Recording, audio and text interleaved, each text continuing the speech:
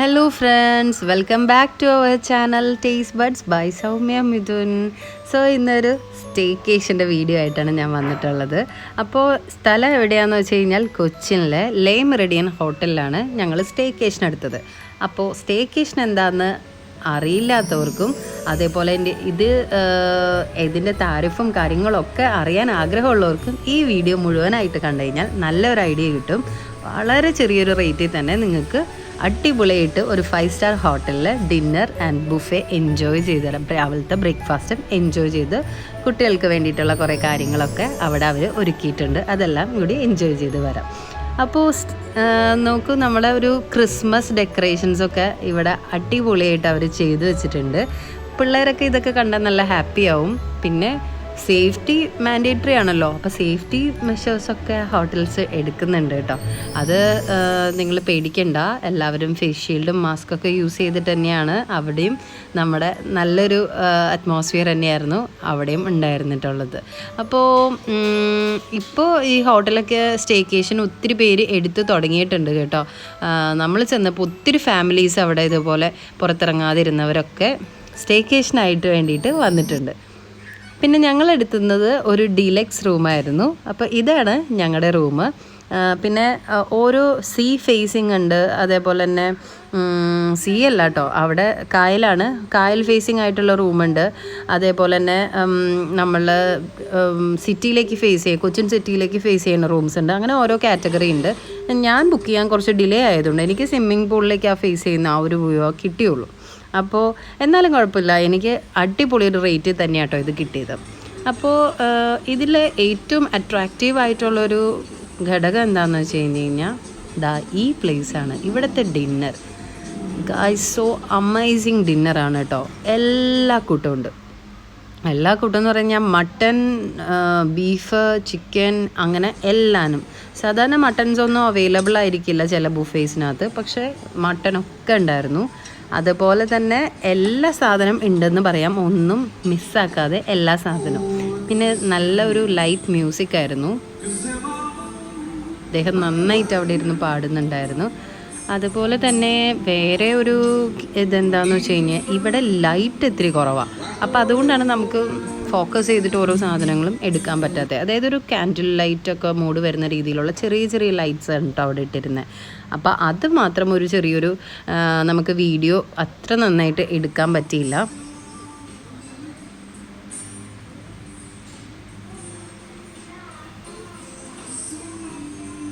പിന്നെ ഇവിടുത്തെ ചാട്ടുകൾ അമേസിങ് ആയിരുന്നു. സൂപ്പർ ചാട്ട്സ് ആയിരുന്നു എല്ലാനും. ചാട്ട്സ് കുറേ കഴിച്ചു. കാര്യം പുറത്തുനിന്ന് കഴിക്കാൻ പറ്റാതിരുന്ന ഈ ഒരു സാഹചര്യത്തിൽ ഇവർ ഈ ബുഫേയിൽ ചാട്ട് ഇൻക്ലൂഡ് ചെയ്ത് തരണം. അടിപൊളിയായിട്ട് ചാട്ട്സൊക്കെ എൻജോയ് ചെയ്തു. ഡിഫറെൻറ്റ് ടൈപ്സ് ഓഫ് സാലഡ്സ് ഒരുപാട്. ഇതിപ്പോൾ ഇവരുടെ നമ്മൾ ഗാർഡനിലേക്കുള്ള വ്യൂ ആണ്. അതിൻ്റെ മോർണിംഗ് ഫേസ് ഞാൻ കുറച്ച് നേരം കഴിഞ്ഞ് കാണിച്ചു തരാം. പിന്നെ ഇതെല്ലാം ഗ്രിൽസാണ് കേട്ടോ. നമ്മൾക്ക് ഇതിൽ നിന്ന് അവർ ഓൾറെഡി മാഗ്നറ്റ് ചെയ്ത് വെച്ചിരിക്കുന്ന പീസ് നമുക്ക് ഓപ്ഷൻസ് കൊടുത്തു കഴിഞ്ഞാൽ നമുക്ക് തരണം. അപ്പോൾ ഇതെല്ലാം അമേസിങ് ആയിരുന്നു കേട്ടോ ഗൈസ്. അപ്പോൾ അത് കഴിഞ്ഞു. നമ്മൾ മോർണിംഗ് വ്യൂ ആണ് ഇതെടുക്കുന്നത്. ഇപ്പോൾ ഞാൻ നമുക്ക് ഇതാണ് സിറ്റി ഫേസിങ് ആയിട്ടുള്ള വ്യൂസ് ഉള്ളത്. അപ്പോൾ ഇത് നമ്മുടെ ഹോട്ടൽ ക്രൗൺ പ്ലാസയൊക്കെ നമുക്ക് ഇവിടെ നിന്ന് നോക്കിയാൽ കാണാം. ഞാൻ നിങ്ങൾക്ക് കാണിച്ചു തരാം.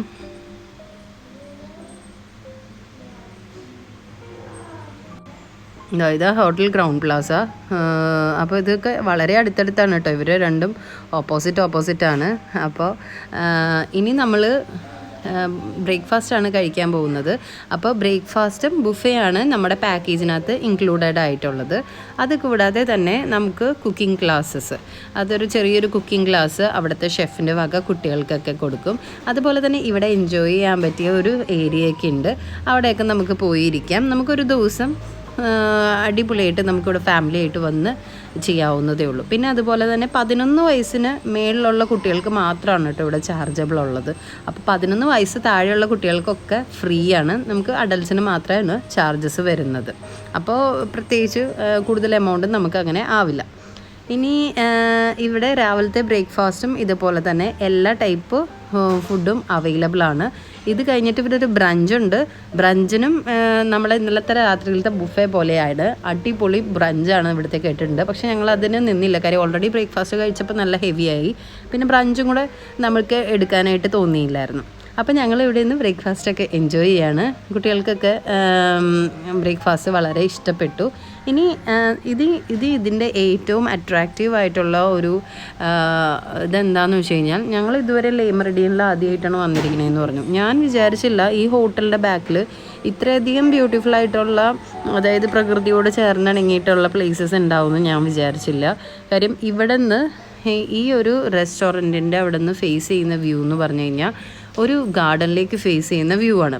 അപ്പോൾ നമ്മൾ പെട്ടെന്ന് ഇങ്ങനെ നോക്കുമ്പോൾ ഒരു ഗാർഡൻ, ഒരു ലോൺ, ഒരു സ്വിമ്മിംഗ് പൂള്. അപ്പം നമ്മളൊന്ന് ഇറങ്ങി അവിടേക്കൊന്ന് പോയിട്ട് വരാമെന്ന് വിചാരിച്ചു. അപ്പോൾ നമുക്ക് വേണമെന്നുണ്ടെങ്കിൽ ഇതിൽ അവർ ഗൈഡ് വേണമെങ്കിൽ അസിസ്റ്റ് ചെയ്യും. അല്ലാന്നുണ്ടെങ്കിൽ നമുക്ക് ബ്രേക്ക്ഫാസ്റ്റൊക്കെ കഴിച്ച് കഴിഞ്ഞാൽ നമുക്ക് വയറൊത്തിരി ഹെവി ആയതുകൊണ്ട് ഞങ്ങൾ കുറച്ച് നടക്കാമെന്ന് വിചാരിച്ചു. അപ്പം ഞങ്ങൾ ഇവിടെ നിന്ന് നടക്കുന്ന സമയത്ത് ഇവിടെ ഈ ഹോട്ടലിൽ തന്നെ ഒരു സ്വാനാണ് കേട്ടോ. അത് അവിടുത്തെ ബാക്കിലുള്ള കിച്ചൻ്റെ എൻട്രിയുടെ അവിടെ വെയിറ്റ് ചെയ്തിരിക്കുകയാണ്. ഷെഫ് ഫുഡ് കൊണ്ട് തരുന്നത് നോക്കിയിട്ട് വെയിറ്റ് ചെയ്യാണ്. അപ്പോൾ കുതി പിടിച്ച് നോക്കിയിരിക്കുകയാണ് ഈ സ്വാൻ.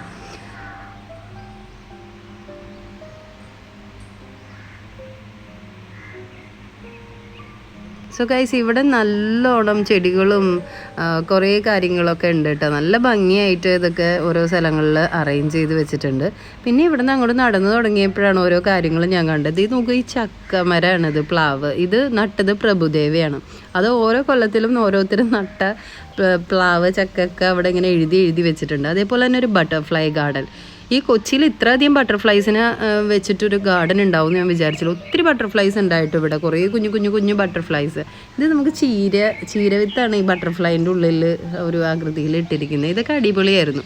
അതേപോലെ തന്നെ ഇതിൻ്റെ ഉള്ളിലേക്ക് ഇറങ്ങുമ്പോൾ നമ്മൾ ശരിക്കും പറഞ്ഞാൽ കൊച്ചിയിലാണോ നിൽക്കുന്നത് അതോ ഏത് ബാക്ക് വാട്ടേഴ്സ് ഉള്ള ഒരു ഗ്രാമത്തിലാണോ പോയേക്കണേന്നുള്ളത് നമുക്ക് ഭയങ്കര ഒരു വിശ്വസിക്കാൻ പറ്റില്ല. അത്രയധികം സാധനങ്ങളാണ് ഇവരിവിടെ നട്ട്. നല്ല ഭംഗിയാണ് ഇതിൻ്റെ ബാക്ക് വശം കാണാനായിട്ട്. അപ്പോൾ കുട്ടികൾക്ക് ഇവിടെ നടക്കാനും അവർക്ക് ഉള്ള പ്ലേ ഏരിയാസൊക്കെ ഇവിടെ നല്ല വെല്ലായിട്ട് അറേഞ്ച് ചെയ്തിട്ടുണ്ട്. ഇപ്പോൾ നമുക്ക് നല്ല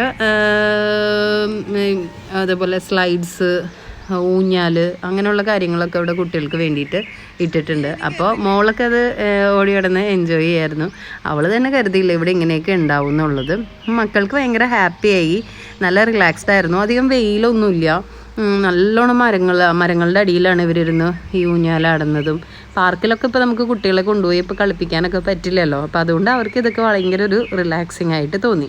പിന്നെ ഇതിൻ്റെ ബാക്കിലേക്കുള്ള ഇനി അടുത്തൊരു ഏരിയയാണ് ഇതേപോലൊരു സ്ഥലം. അപ്പോൾ ഓരോരോ ഏരിയ കാണുമ്പോൾ ശരിക്കും പറഞ്ഞാൽ നമ്മൾ ഭയങ്കര ഞെട്ടി പോകുമായിരുന്നു. ഓരോരോ ഭാഗത്ത് എത്തുമ്പോഴേക്കും ഓരോ ഭംഗിയുള്ള സ്ഥലങ്ങളും ഓരോ കാര്യങ്ങളൊക്കെ ആയിട്ട്. ഇതിൻ്റെ പൂക്കളും അതേപോലെ തന്നെ ഇവിടെ നമ്മൾ ഈ പുൽത്തൈലത്തിൻ്റെ പുല്ലൊക്കെ ഇവിടെ കണ്ടു കേട്ടോ. ഞാൻ എന്ത് ചെയ്തു, ഒരു പുൽത്തൈലത്തിൻ്റെ പുല്ല് ഇങ്ങനെ നീന്ന് ഒരെണ്ണം പറിച്ചുകൊണ്ട് വലിയ കാര്യത്തിന് വീട്ടിലേക്ക് കൊണ്ടുവന്നു. പക്ഷേ ഞാൻ അതിൻ്റെ ഇടയിൽ നിന്നിരുന്ന സാധാരണ പുല്ലായിരുന്നു പറിച്ചുകൊണ്ട് വന്നത്. വീട് എത്തിക്കഴിഞ്ഞപ്പോഴാണ് ഞാൻ സ്മെല്ല്. പക്ഷേ ഞാൻ അവിടെ നിന്ന് പൊട്ടിച്ചപ്പോൾ ഞാൻ വേറൊരെണ്ണം സ്മെല്ല് ചെയ്ത് നോക്കിയപ്പോൾ അത് പുൽത്തൈലത്തിൻ്റെ ആയിരുന്നു. പക്ഷേ എടുത്തത് അടിയിലുള്ളൊരു കുഞ്ഞ് കാട്ടുപുല്ലായിരുന്നു എടുത്തിട്ട് വീട്ടിലേക്ക് വന്നത്. സോ ഗൈസ്, അതെനിക്കൊരു മണ്ടത്തരം പറ്റി.